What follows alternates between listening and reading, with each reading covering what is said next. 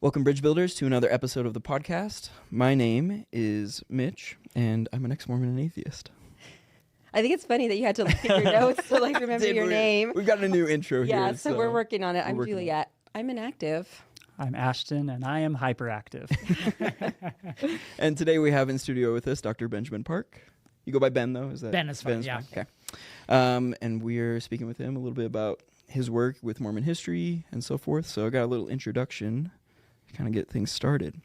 Today's guest is Dr. Benjamin Park. He's an associate professor of American history at Sam Houston State University and one of the more prominent historians working at the intersection of Mormonism, religion, and American culture. He earned his undergraduate degree from BYU, went on to get a master's from the University of Edinburgh. Is it Edinburgh or Edinburgh? Edinburgh. Edinburgh, okay. And completed his doctorate at the University of Cambridge. He's the author of several books, including Kingdom of Nauvoo and American Zion. And he recently served as the president of the Mormon History Association. You may also know him from his YouTube channel, Benjamin Park Historian, where he posts regularly on American religion, politics, and history. Ben, welcome to the show. Thrilled to be here. Yeah. So here on Latter-day Bridge Builders, we try to build bridges between ex-Mormons, current Mormons, people who are kind of everywhere in between. And something about your work is you kind of take a little bit more of like a secular view, like a agnostic view. Can you speak a little bit more to that? Yeah, the job of the historian is rarely to weigh in on truth claims. It's the aim is to speak at an academic table where lots of people can participate. And that typically means what religious scholars will say is bracketing these miraculous accounts or appeals to the divine, and instead focus on what actually happened in history. Now, of course, that is not as clear-cut. That often intersects with the very truth claims of the people we're studying. So especially within the Mormon tradition, there have been lots of fraught moments that have never really ceased. But the goal is to be able to speak to people who come from all different faith traditions and backgrounds and levels of belief. So I recently finished a term as Mormon History Association president. The person before me teaches at BYU, Idaho, one of the church's universities. The person after me is John Turner, who is not and has never been a Latter-day Saint. He's a believing Presbyterian. So scholarship aims to bring those conversations together by bracketing those very truth claims that can become divisive in these settings. That's great. With these like academia, though, when you bring that to the public on like a YouTube channel, you get a lot of comments, I'm sure, from all kinds of sides. And every day I get lots of comments that either denounce me as an apologist or as a critic, often on the same videos. Sure. And you know what? Part of that is just, an ignorance of what type of work I'm doing. Part of it is the fault of me when I, misstep and I say things that might come across wrong. And part of it is just this stuff matters to people. Mm-hmm. And as a historian, that's a good thing. I attend academic conferences for other historians. There are rarely general public people who want to go listen to those. I mean, you walk in a room and there's 3 or 4 people. But you talk about religion in general, and Mormonism in particular, people are animated by that. There's consequences that come with that, but overall, I think it's a great thing. Yeah, we get kind of similar comments on ours. Yeah, I was going to say we're also accused of being apologists and critics, and sometimes it's because of people's disposition, and also sometimes it's because of things that we actually say and maybe don't mean, or sometimes the way that I edit videos. But yeah, it seems like people kind of are ready to see you one way or another, to know if you're on their side. Yeah. I feel like your work is particularly agnostic, especially when it comes to Mormon history. Do you feel that way about your work? I try to present that. I try to be, I often depict my work as reverently agnostic. And that I am not taking stakes or claims on these various things. I will highlight where the historical record diverges from, faithful or miraculous accounts. But in the end, I not only want to take the religion that I study seriously, I want to provide it a degree of reverence and sympathy.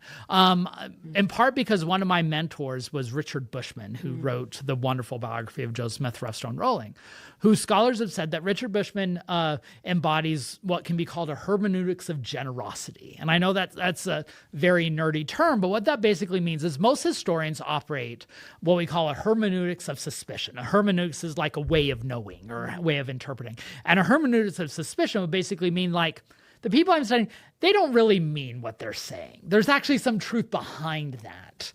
And what I think Richard Bushman modeled, and what I try to do, though to a different degree, is that like, well, what happens when we take our topics seriously? What happens when we think that they're sincere? What happens when we gauge them as genuine? What do we learn from that? Now, there are limits to that because, I mean, on my YouTube channel, I talk about, various things where the miraculous accounts don't line up to what we have with records. But in general, I don't think we can ever fully understand a community if we don't grant them some degree of respectability or at least generosity. Yeah. Do you find that, so I've read Rough Rolling, and I have to admit there's like sometimes where I kind of like roll my eyes and I'm like, come on, dude, like you're being a little too generous here. But like, sort of on the contrast, I haven't read No Man Knows My History, but I've heard that Fawn Brodie kind of like starts with the premise that Joseph Smith was a con man. Yep. Can you maybe comment on, I guess, the pros and the cons of like either approach? Like, do you think that, for example, like Fawn Brodie's history was less good because of that premise? So I would say Fawn Brodie's this history in general is a lower quality, mostly because she didn't have access to good sources that Richard Bushman she wrote that book in 1945 is when it was published. She was in her late 20s, by the way, which is just insane to me. Yeah. Just to accomplish something that, remains in print 70 years later is incredible. Well, so did Joseph Smith. Right. That's right. So and I don't think she produced her book in 60 days. As a history professor, I often teach my students that the way your work is going to operate all depends on what questions you ask. And because history is all about asking questions and finding your answers in the sources. Richard Bushman's question was, how did tens of thousands of people come to believe that Joseph Smith was a prophet during his day? Right? And because that's his guiding question, that's going to frame all of his analysis. And that's what's going to lead some people to be like, okay, dude, come on, that's a bit too far. But like in his mind, he's like, well, I'm trying to explain why these people sacrifice so much to follow him. Fawn Brodie, her driving theory or question was, how did Joseph Smith come to con all these people? How do you pull it off? Right?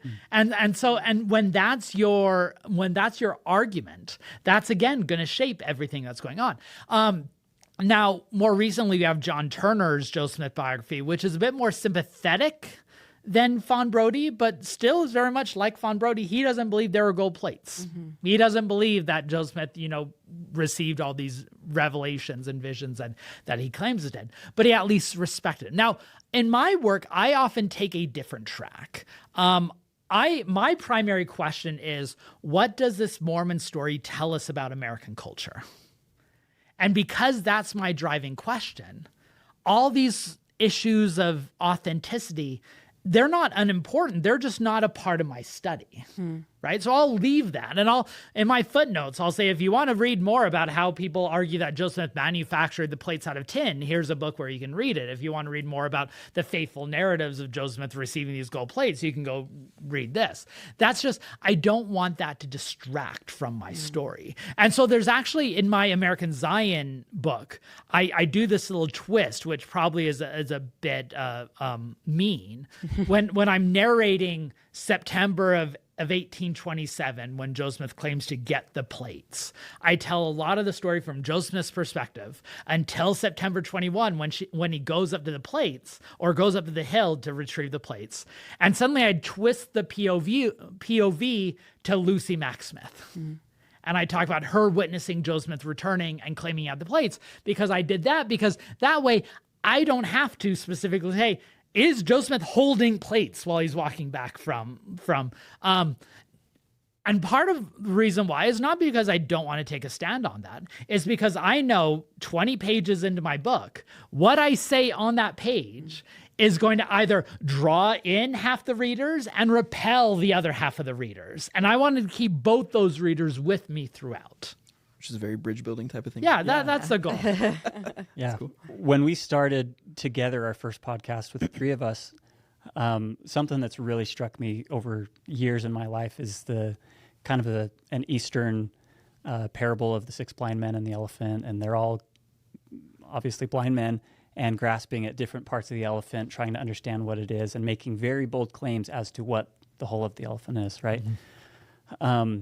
So for me, like thinking back as far as church history and my understanding, just growing up, I've only ever seen the perspective from the faithful view.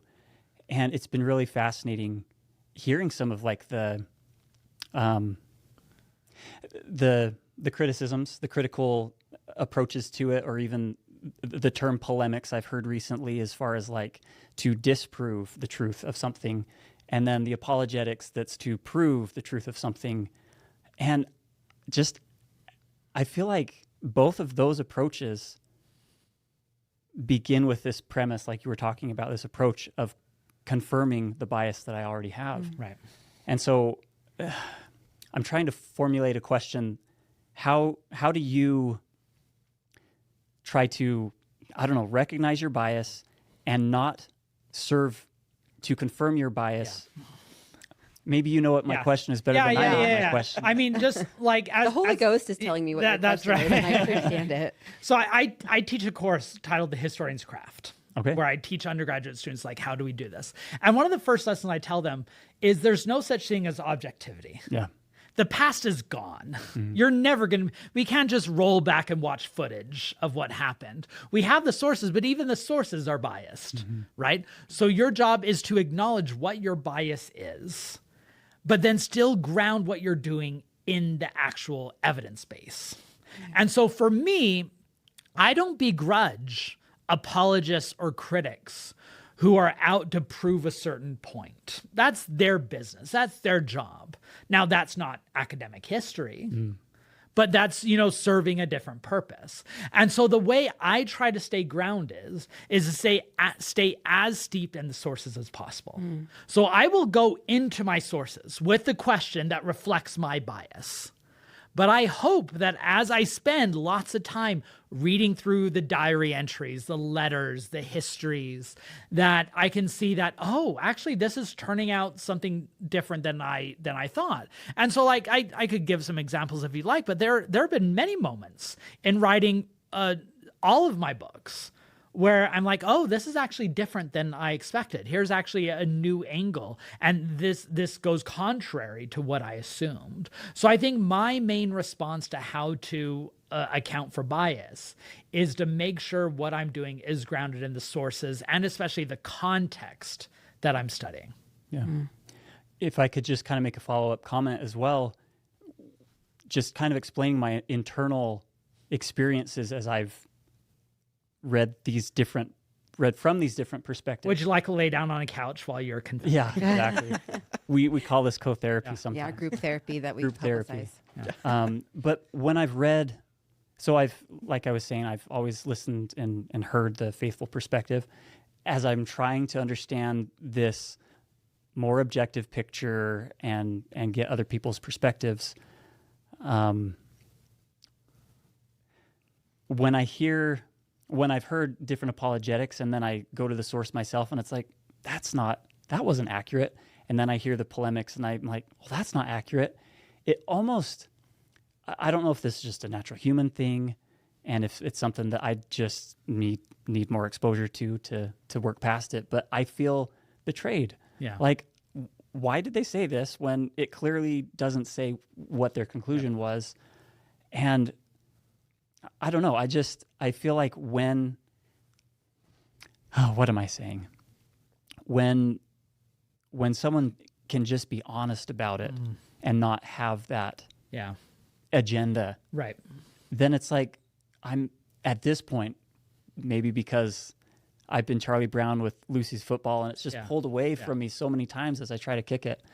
I just feel like if someone was just willing to tell me straight what it was, then it's like, man, I want to listen to them. It gives me a motivation to value what they have to say. Yeah, so a few points on that. Sure. And then I'll bill you for the therapy. Okay, yeah, perfect.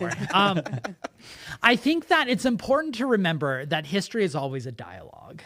And anyone who often says that is 100% certainty X is typically overstating things. Now, there is a scholarly consensus to where, like, I'll be surprised if various things turn out to be untrue. But history is always a conversation. And that dialogic aspect rarely fits well in apologetic and critical spaces because you're looking for the black and white depiction.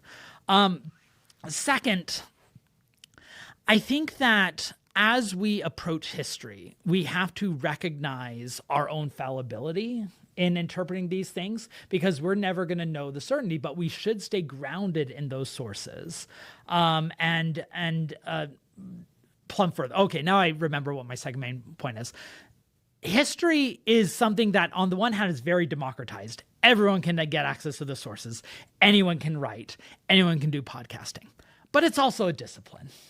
It's also something that requires tools and training. Now, fortunately, the Mormon History Association has a rich tradition of amateur historians doing phenomenal work.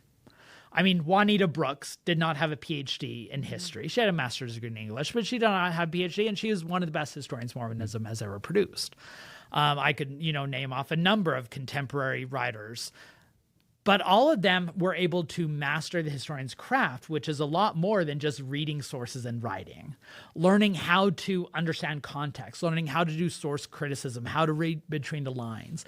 And that's often what I get frustrated with when I see some online discourses about, like, this history is X. And I'm like, actually, it's very much not. Like, if you just had a smidgen of historical training, you could see the complexities underneath. And if you sit down with me for 4 months in a semester, we will walk through all these methodologies and learn it. But that's why it's a great thing that history is so accessible. It's also a downside that often gives people a false sense of confidence that history is easy. Yeah, it's hard. Yeah, it's very hard. I mean, I will spend days wrestling over documents, trying to understand what they're doing. So can I give an example? Please. So I'm currently working on a book on Cleon Skousen, a name that might sound familiar to a few of you. And I'm in his archival collections. And in one of his boxes is this draft of a chapter that never made it into one of his books.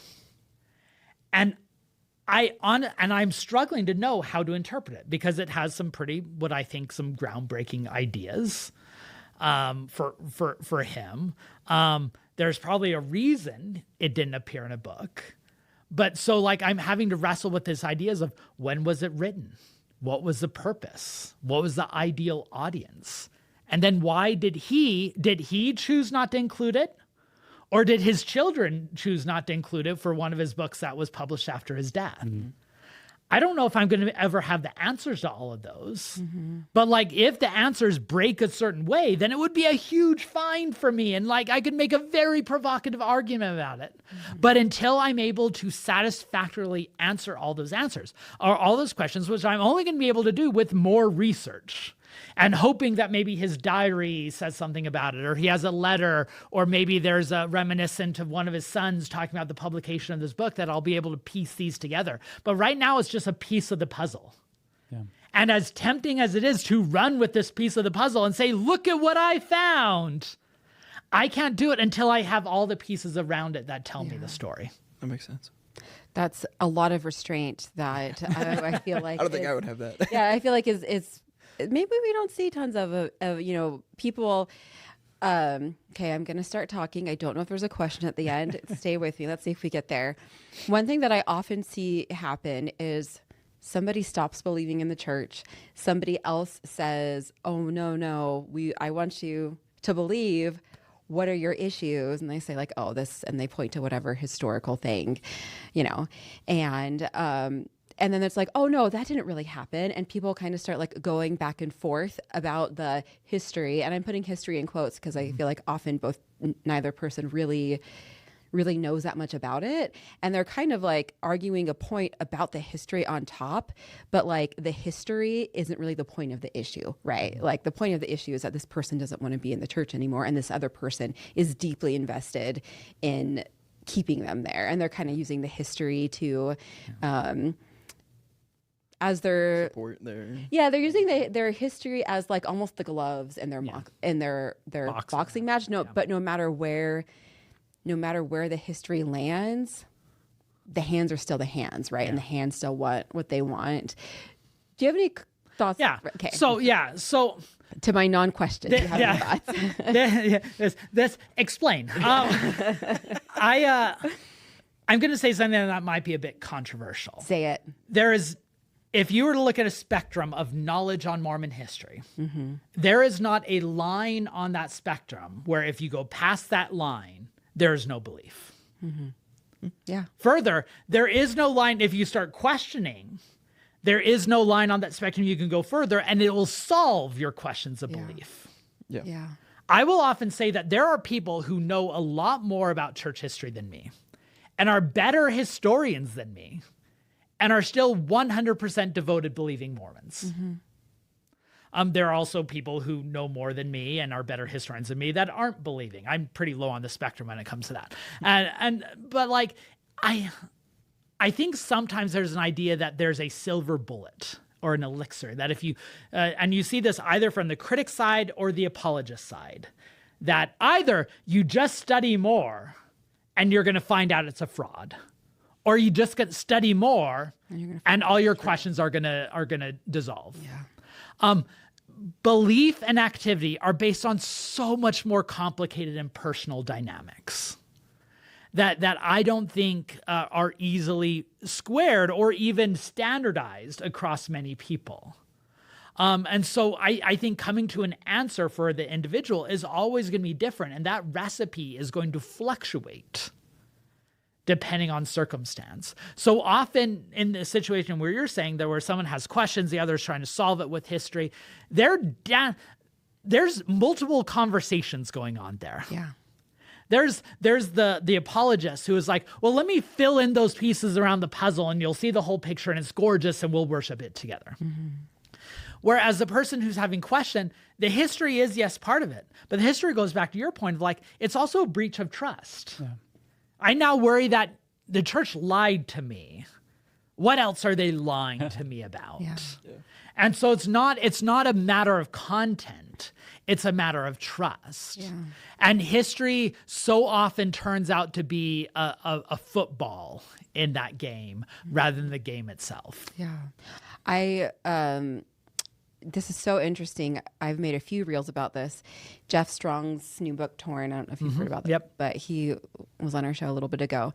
And he talks about like the different waves as far as influence of what takes people out of the church. And one thing that he says is that history is usually not the reason people leave, it's the permission for people to leave. That people experience some kind of moral conflict, and the history, they learn things about it and feel like the institution becomes delegitimized, which then they feel gives them permission to kind of resolve that moral conflict by like disassociating, not from maybe disassociating sometimes, but disaffiliating from the church. And I felt like that was just like, man, spot on. Like I've never heard an ex-Mormon describe my faith crisis as accurately.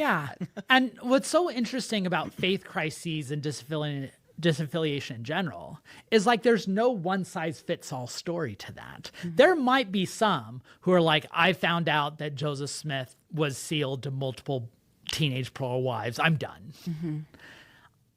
I think that's a minority of positions. A majority of people who leave, it's just because the value they get from the church no longer equates to the sacrifice that they put into the church. And as soon as that calculus changes, they leave, right? But then you get like the people who leave over intellectual reasons, and it might be over a degree of broken trust. It could be a degree of, an ideological, I think Brigham Young corrupted the Mormon gospel. And so what's in Salt Lake City is not even the pure gospel of Joseph Smith anymore. Like a fundamentalist. Yeah. And so I think that plays a role. But I also think that history is rarely the instigation. It's rather the evidence for them. Yeah. That it's something that it fits into a total view of the church, and then they end up leaving. I mean, the sad thing is the people who watch our programs or listen to our podcasts, they're rarely representative of a general audience writ large because they don't care about this stuff as much. So I think sometimes it's important to recognize that really digging into this stuff is not always the only topic for people. Sometimes it's just, I want my Sundays back. Sure. Yeah. Right? Sometimes it's just, I disagree with the LGBTQ stuff. And then and then evidence can be lopped on top. So I don't want to discount that for some, history can be a crucial point of disaffiliation. But I think often it's just one piece of the much bigger picture. Definitely. Yeah. Kind of talking about this like trust aspect with the church. I'm curious. I listened to your book, American Zion, last year, bit by bit in the car while I was going. So I loved it in the moment, but my memory is also terrible. So, but one part general feeling is like, I felt like I knew a fair amount of history, before the Latter-day Saints came to Utah, but like from Utah till today, there's just like so much like equal rights amendment, stuff like going on at BYU, the different professors that were hired and fired and going back and forth and such. But something I kind of hear a lot online is like the church intentionally lied to us, and like this kind of feeling, at least from ex-Mormons and critics, is that, and like at least one example is the 1823, the first account of the first vision that was torn out. That was torn out, the 1832 account. Yeah. Like people interpret that as like, oh, this was hidden away. We didn't want people to see this. Yeah. Is that like an accurate view, do you think? Is there any data to support that the church was like actually intentionally hiding things, and now with the internet opening up, they're kind of forced to be more transparent? I think it depends on how you're defining intentionally hiding things. Because from the perspective of how we would think about that, the church was hiding history. They weren't giving access to the archives. They would say that they are protecting orthodoxy, that they're preserving the truth. And it's important to remember how baked into the Latter-day Saint tradition this persecution idea is and how that seeps in their history. Joseph F. Smith was a son of Hiram Smith. One of his earliest memories as an adult is walking into the basement to the mansion house and seeing the body of his father Hiram laid out on a slab because he had just been killed by an anti-Mormon mob in Carthage jail. That's one of his earliest memories. How old was he when that happened? He would have been 6 or 7. Okay. He raised his son, one of his many sons. He had multiple wives and many children. One of his sons is Joseph Fielding Smith. Right. And he raised his son on his knee, telling him stories about his grandfather being killed by anti-Mormon mob. That guy, Joseph Fielding Smith, is the church historian in 1970. Yeah. Right? To them, that us versus them dynamic is not long ago. That was very recent. And it's probably under Joseph Fielding Smith's watch that portion of the first vision was taken out of the letter book. Now, I think we sometimes converge a lot of things together in that particular story. Joseph Fielding Smith was not opening up archives to people. Right. So, I mean, I want to make it clear. He wasn't an open access guy. He wasn't like, historians come in, we got nothing to hide. He was hiding plenty of things. But like, I think that example of the 1832 First Vision account can symbolize that, but it's not So the answer is we don't know why that account was torn out of the letter book. We weren't given access to the letter book either. Yeah. It's not like he tore out the account and said, here's a letter book, historians. There's nothing else for you to see. Yeah. It's very possible that the history department at the time, they were trying to professionalize their archives. And they're like, well, this is a letter book that has these official documents. Within this letter book, there's the first vision account. This is kind of a history. This doesn't belong in the letter book. Let's separate that and put that with our other, sacred stories and separate from the letter book, right? Sure. That could be. I don't know if that happened. Mm-hmm. But just that image of this first vision account that differs in fundamental details being torn out of a document and not being made available to historians. That's just a salacious detail that we just gobble up, right? Sure. Because it fulfills our expectations. Mm-hmm. And so I think that's one thing that, yes, the church was far from forthright about history, but also sometimes we need to understand why they weren't forthright about history. And also dig into the details of these stories as well. I would love to see someone dig into how Joseph Fielding Smith and others viewed this 1832 account and also determine why it was removed from the letter book. Okay. So we just don't know. We don't know. Okay. We don't know. That's one of the sad, and maybe there's records that explain it and they haven't been given access to historians. So I mean, again, we don't know. Okay. Well, thank you. I have a question about kind of trust, institutional trust. I think, especially in hearing you talk, Ashton, about like your experience, I feel like we, like from a faithful Orthodox LDS perspective, you imagine that the people at the top, so like the prophet, the apostles, and then kind of trickling down through like the pyramid of the men who are in charge of you, as having the power, having the authority, having the knowledge, and also having the history, right? Mm-hmm. And so if there are bits or giant chunks of church history that you feel like were kept from you, it feels like it was like those people that kept it from you, like the people that you had trust in were not actually trustworthy. Right. One thing that Matt Harris's book, Second Class Saints, did, everyone should read it. You really, literally, everybody should read that book. But it gave me a lot of compassion for the leadership of the church, which I really wasn't expecting when I started reading it. For a few reasons. But one of the things that it did is it kind of made me question that paradigm of that, like the church leadership, or what we picture as the church leadership, the people giving the message in general conference, that they even necessarily know the history.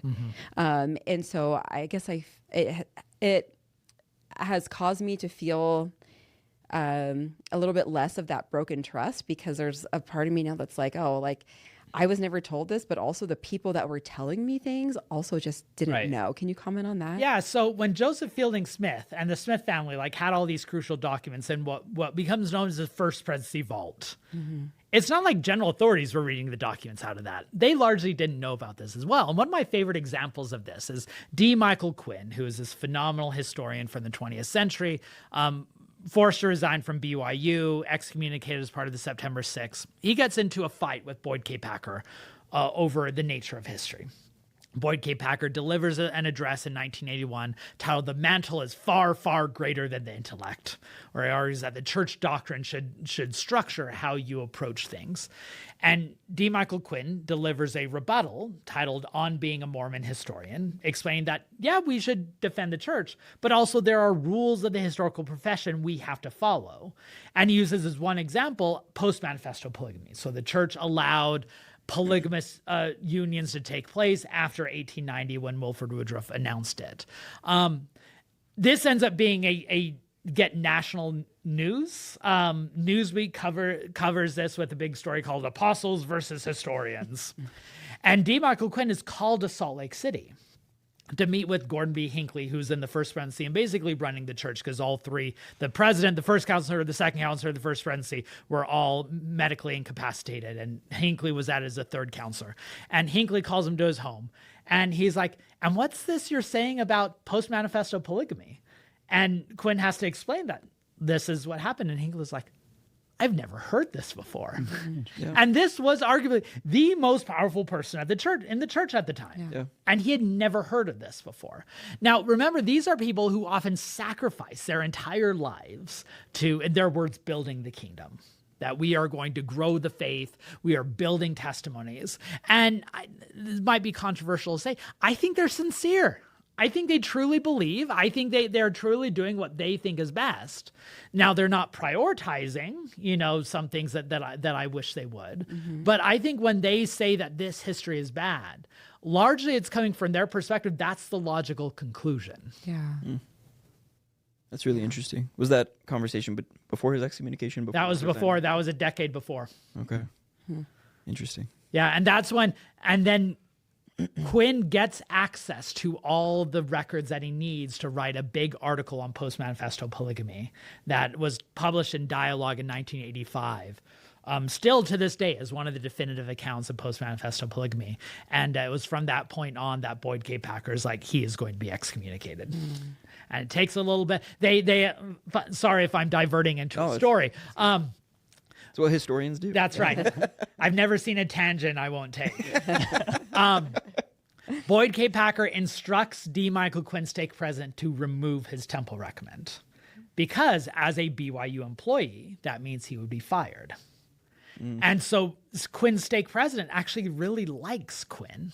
And so he tells him, all right, here's what I'm going to do. I'm going to make you hand over your temple recommend, but I'm going to put it in in my drawer here. And when you're asked by your BYU administrators, do you have a temple recommend? Say yes. Just don't volunteer the fact that it's sitting in my drawer. That way he could fulfill Boyd K. Packer's instruction to take his recommend, but still allow Quinn to remain working at BYU. But that still wasn't enough. It still was not enough.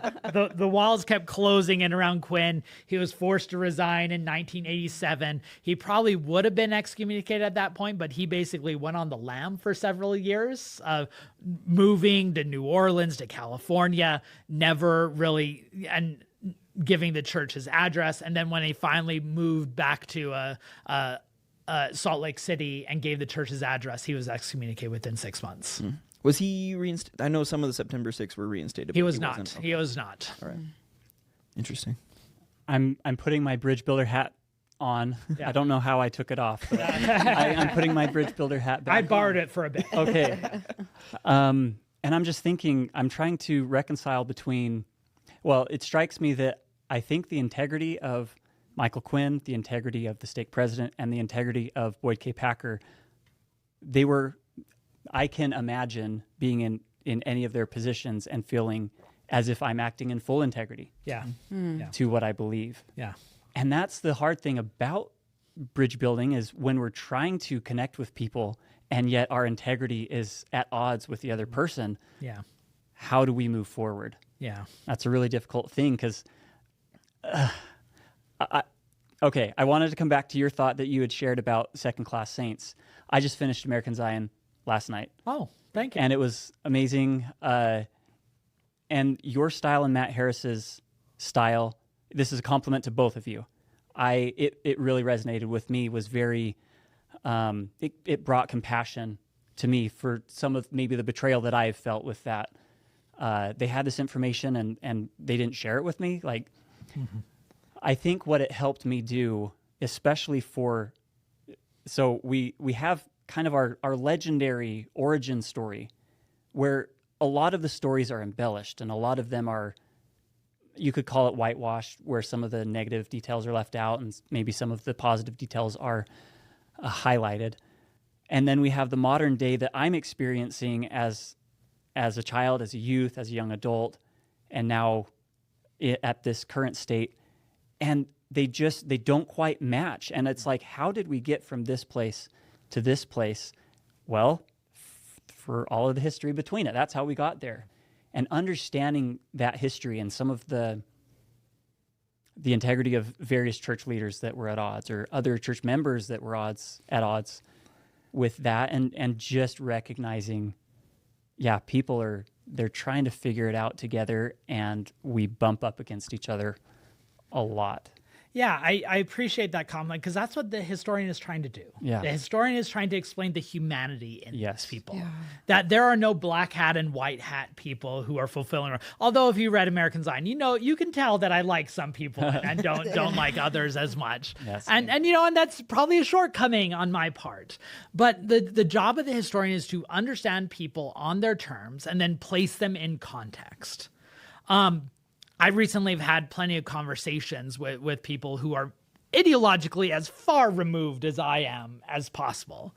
But we're able to find some middle ground when we're talking about the broader context. I think context is always a great equalizer. So when I talk about Cleon Skousen, I'm trying to explain that Cleon Skousen's ideas made sense in that world. That doesn't mean I agree with them. I certainly don't. That doesn't mean I don't recognize the harm that I believe that came from a lot of those ideas, but I can at least show he was sincere in believing this. Yeah. Just like when I talk about Boyd K. Packer, the reason why this is Richard Bushman that said this about Boyd K. Packer after he died. The reason why Boyd K. Packer cared so much about intellectuals is because he knew ideas mattered. He knew that history and theology and all of that mattered. And very few people do. And so when you recognize that, then you can understand what he's doing, even if you fundamentally disagree with his actions. And I fundamentally disagree with Boyd K. Packer on many, many things. But like, I can at least see that, yeah, he's doing this because of this. And I can do justice by showing the ideology behind that while still acknowledging the consequences. Yeah, that's awesome. We had so many questions. Do you want me to use do I have my talking face on? You have your talking face on. Well, then here I go. Okay, speaking of context. Yeah. We look at, well, I'll just be plain about this. Polygamy. People love to say Joseph Smith was a sexual predator, right? I'm one of those people that says that because I believe it to be true. And then there are people who love to say times were different back then. And I'm realizing, so here's a tangent that I'm going to take, that I see so many ex-Mormons who say, I never knew that Joseph Smith practiced polygamy until I was however many years old. That to me seems wild because I was a convert at 16 and I knew that Joseph Smith practiced polygamy before I went to the water. Like, I just thought that was like common knowledge, right? But in my mind, Joseph Smith's time was closer to like Old Testament Abrahamic times. Like the 1800s was closer to like, millennia before Jesus Christ than it was 2004, right? Yeah. And so it's like, oh, that was like way back in the day. It was so long ago. Things were so different. I don't understand anything about that time. And so usually when you bring up, I'm using polygamy as a bit of a case study, right? The idea that things that church leaders did or that the church did in church history is dismissible because times were different back then. I don't have a question, but I know you have. Yeah, so react. I got a few reactions to that. One is, I think multiple things can be true at once on these topics. One, that what Joseph Smith did with women and the way he wielded polygamy in Nauvoo has profound ethical and moral problems. Two, I think it could be reductive to frame them in certain ways that don't actually match the context. But I want to quickly follow that up by saying that when we're trying to judge the morality of ethics, we need to understand in their time. There were people at the time who called this stuff out. Yeah. I mean, when William Law, Joseph Smith's, counselor in the first presidency, when he discovered Joseph Smith being sealed to young women, he immediately wrote an affidavit in preparation for suing Joseph Smith to bring him to justice, right? That he recognized there are problems with that. Mm-hmm. Similar to that is like, I often hear this idea of like, we can't judge them by our standards when it comes to like the implementation of the racial restriction. So what Brigham Young said about blacks, it has to be understood during that time. Everybody was racist back then. Yeah, everyone was racist back then. Yeah. And I often say there are two responses to that. One is, isn't a prophet supposed to be out of time? Right. The question of like, why are we justifying it that he is representing ideas of the time when there's a theological idea that you should not be reflective of the time? But two, there were plenty of people who denounced that racist idea back then. They didn't have to. Including Orson Pratt, one of the apostles. When Brigham Young got up and said that there is a curse on the seed of Cain, Orson Pratt got up and said, no, there is not. When Brigham Young got up and said that we are going to embrace slavery in the territory of Utah, Orson Pratt went up and said, it is a contradiction. It is hypocrisy for us to practice slavery in an era of freedom. And you know what? Even if there wasn't Orson Pratt at the time, you know who did denounce slavery and racial restrictions? African Americans. Right? So whenever I hear these arguments of like, we need to judge them according to their times, I'm like, okay, who in those times are you prioritizing? That's fair. Because it seems like you're picking out various people that will match your idea, that thought like Joseph Smith or Brigham Young, rather than the plenty of people who did not. Yeah. Yeah, that is, oh man, I'm like reaching for a thought back in my memory. I got into something with someone on the internet at one point about, I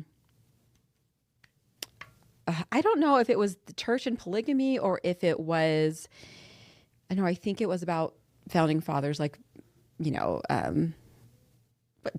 Thomas Jefferson. Yeah. Having an enslaved wife, right? And like I said something to the effect of like, just because it happened a long time ago, like it's still wrong. Like it's still really, really wrong. And someone said like, oh, like that was a different time back then. Like you can't judge them based on our standards. And my response was, that to me feels like we are putting our standards or like putting something that I don't have the word for above like the autonomy and freedom and like physical safety of those women. Like imagine saying to that woman, right? Like imagine, what was her name? Sally Hemings. Sally Hemings. Like you have a vision of her, she's in heaven and you're like, hey, I know that like was like not good, but you have to understand, like, but back then, like people were okay with it. Like slavery was fine. So it's like no big deal. Right. So Thomas Jefferson's relationship to Sally Hemings is a perfect example of this to show that it's not just Mormon problem. Sure. So Thomas Jefferson, author of the Declaration of Independence, who's writing America is going to commemorate this month for, the 250th anniversary, the voice of American liberty. He had 5 children with an enslaved woman on his plantation, Sally Hemings. And even how we refer to that can be complicated, right? There are some that would say that he, even though they never were married, that he was a common law wife, or that she was a, just a significant other and what they had as a relationship. When actually most scholars are like, what we need to call it is rape. Yeah. Yeah. Because it's not present day standards to place on the past of how agency operates. Right. And in that world, Sally Hemings did not have agency. Yeah. She could not. You cannot say no. Yeah. Right? And you know who complained about that? Thomas Jefferson and others, where they would use the rhetoric. So this wasn't Thomas Jefferson, but it was George Washington. So it captures the broader sentiment. George Washington complained during the tax debate around the American Revolution is Britain is wanting to turn us into their slaves. Meaning that they are going to rule over us arbitrarily, is what he says.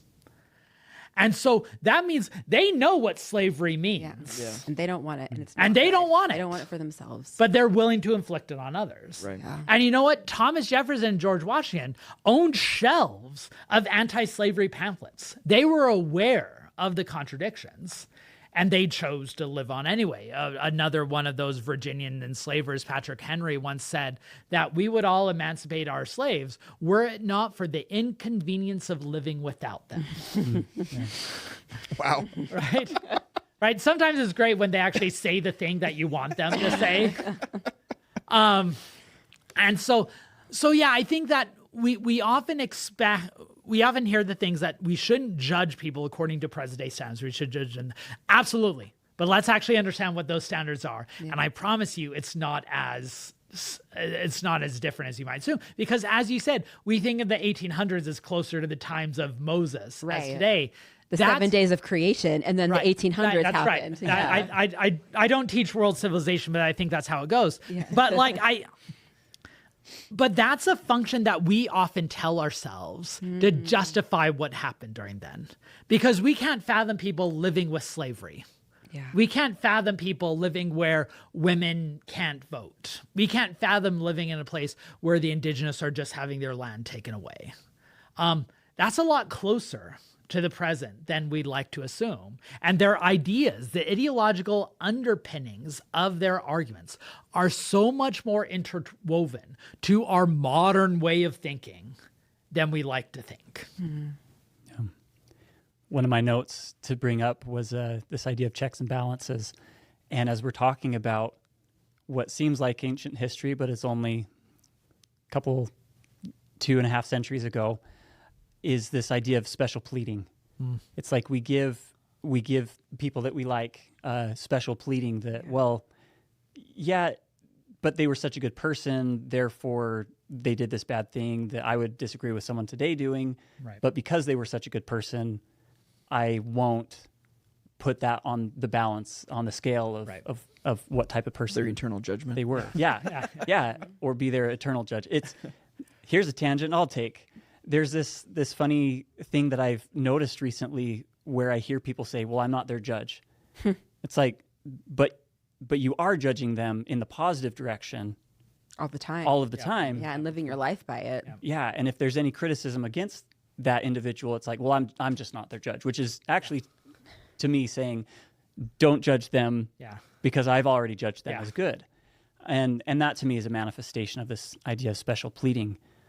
And looking back to this Sally, this enslaved wife of Jefferson, they were in a society that it was allowable. Obviously, there weren't the checks and balances. If Sally were to speak up, that her voice would have been heard. And we're in a day to day that I think we're at least in a better place, that if she were to speak up, that her voice would be heard. And I would call that, I don't know, divine progress as far as society goes, if I could use the word divine. But like, I think that's a very positive thing. Yeah. Just really slow. Yeah, I mean, we have slow, some yeah. progress, but I think I'm having feelings deep inside me right now about what you said about like the story that we tell ourselves about this being so distant, because it is so uncomfortable how close we are to all of these things that we will label as being honestly unthinkable, that we would never do, right? Like, whatever. I'm not going to name the things, but the things that have happened within the last 200 years that we think of ourselves as like, we would never be the people that were on board with that. Yep. And like, it is so scary that maybe we would have been. And in some ways, maybe we are. Yes. I think that's exactly right. And going to your point about when you're deciding to judge or not, it reminds me, I'm a sports fanatic, so I have to come up to with analogy of like, you watch the end of a basketball game and people complain when a ref calls a foul on someone, like, oh, let the players decide, don't let the refs decide. And I'm like, the players did decide, they fouled him. Like, so like when we are making these judgments on history, we sometimes try to take this rhetorical perch where like, oh, I'm above intermeddling, I'm letting history decide. When in reality, that itself is a judgment. Choosing to pocket your whistle is a judgment. And so I think it's important to wrestle with these legacies. So for instance, Jefferson's on my mind a lot because we have the anniversary coming up, and I was listening to an audiobook on the way up here today on a new book called Jefferson Lives, about reckoning with his legacy. And I remember I was teaching at the University of Missouri over a decade ago when there were massive protests over racial inequality. And there was a fight over the Thomas Jefferson statue on the University of Missouri campus, with the one side saying Thomas Jefferson, an enslaver, a rapist, someone who justified the genocide of indigenous Americans. We should not be celebrating him on campus. And the other side often saying that, oh, those are, unfair judgments, that's taking out of context. He also provided the Declaration of Independence, the Statute of Religious Freedom, pattern of university education. He was the one that pushed for American expansion. So we're in Missouri just because of Thomas Jefferson. And what often gets, and we brought out Annette Gordon-Reed, who is a Pulitzer Prize-winning historian, who has written a number of books on the Hemings family and Thomas Jefferson. And she said, when I come down on my judgment on Thomas Jefferson, I'm not saying whether he's good or bad. I'm saying that he's influential. Yeah. And I think we can recognize him on those terms, where she knows more than anyone else about his foibles and his weaknesses, but is still able to balance that with some of the things he did. And like an honest portrait can still be done. And so in the end, she's like, I'm actually fine with his statue out, because unlike a Jefferson Davis or someone who, if you're doing the weighing of balance, it's a lot easier to see one side weigh out the other with Jefferson. So now to connect it to the Mormon world, I just drove here from Brigham Young University campus. And there are some who argue that, like, how can we be at an institution of higher learning that's named after someone who defended slavery, someone who subjugated women, someone who declared an extermination order on the Utes of Utah County? Maybe we need to have a reckoning there. And my answer to that is, like, bring on the conversation. I honestly don't know. But I think we need to have those discussions. And what's sad is we're not even close to having those discussions. Yeah. We That are applies here. for so much. Yeah. You heard that conversation here first. Yeah. Well, and to be fair, there have been lots of people who have been having these conversations. The BYU's Black Student Union have been doing amazing work. And so I don't want to make it sound like no one's having this conversation. They're having those conversations, and often we need to listen to them. Yeah. A lot of people just don't want to have the conversation. Yes, I think that's a good way to Which put it. I think applies in so many aspects of our culture. At the very least, I don't know if you've noticed, but BYU tore down their administration building. That was the Abraham Smoot building. And Abraham Smoot was an enslaver. Yeah. And they've announced that they're building an administrative building. Now, part of this is because they have a new policy where they're not going to be naming buildings after people anymore, which is smart. Yeah. But it also makes it so they don't have to address having an administration building named after an enslaver anymore. Yeah. Very interesting. Yeah. Well, we're kind of coming up on time. My final question, if you guys are okay with it, is just kind of like looking at history, especially in like a Mormon context. I had it written down, so maybe I'll pull it up. That's a little bit better. Like, for those who like have already left, do you think like history can be a bridge back to something, if that makes sense? And maybe kind of like on the flip side, for those who are still in the church, maybe a little bit more, at least I was, naive to history. Can it be something that I shouldn't be scared of? I hope so. And not to give an unsolicited plug, but like every year I attend the Mormon History Association annual conference. And that conference gathers between 400 and 900, depending on where it is in the year, of people who come from all different backgrounds. Those who have never been a part of Mormonism, those who are general authorities in the LDS faith attend, BYU professors, church history department people, active believers, ex-Mormons, anti-Mormons, all attend because they just love history. Because I truly believe, and by the way, next year it will be in Provo, Utah, the first weekend of June. So I strongly recommend people making out. It's going to be a blast. It's going to be a party in the nerd way. Although I will say the opening reception for Mormon History Association this last year in Vegas, I put together the opening reception and we had a documentary on Mormon professional wrestlers. Oh, okay. Like the best opening to an academic conference. Nice. Anyways, tangent. Going back to the question. Yeah, I think no matter where you come from, history can be a meeting point.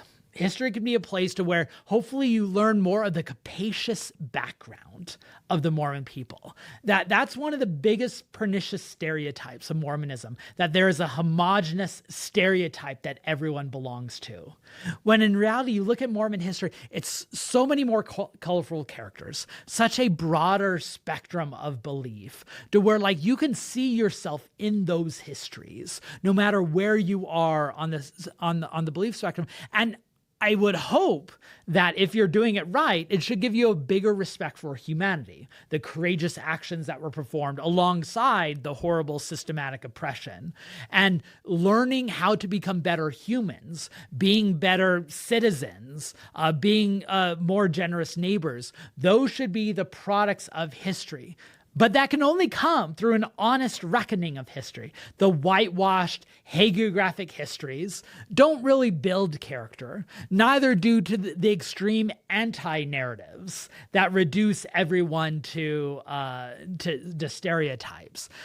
We often say that we like warts and all history. I often get annoyed when I say all is warts history, right? We're only with that broader picture do we do it. And I think luckily there's so many people that are doing that. And I encourage everyone to jump in. The water's warm. Cool. It's great. History is a great equalizer and a wonder. And we are living in a moment where history is so relevant and important, both in the Mormon context, in the American context, in the world context, that I think we can become better people if we ask those questions. Well, thank you. That was a great way to end us. How can people find your work? What's the best ways to kind of do that? Yeah, so my YouTube channel is Benjamin Park Historian. I'm also on Instagram, TikTok, and Facebook. But I always hope that my digital content will lead people to the more serious work, which are my books and my articles. And you can find all of those at my website. Awesome. Is it website Benjamin Park? BenjaminEPark.com. Okay. We'll link that in the show notes. So if you made it this far, please subscribe to us. We are also looking for, donations and support as well. We do have a merch shop now. Yeah, you can get a cool shirt that has that shirt. logo on it. Yeah. We'll model it one of these days. Yeah, we're getting some for when ourselves. we have them. So thank you all for joining us, and we will see you next time on Latter-day Bridge Builders. Thanks.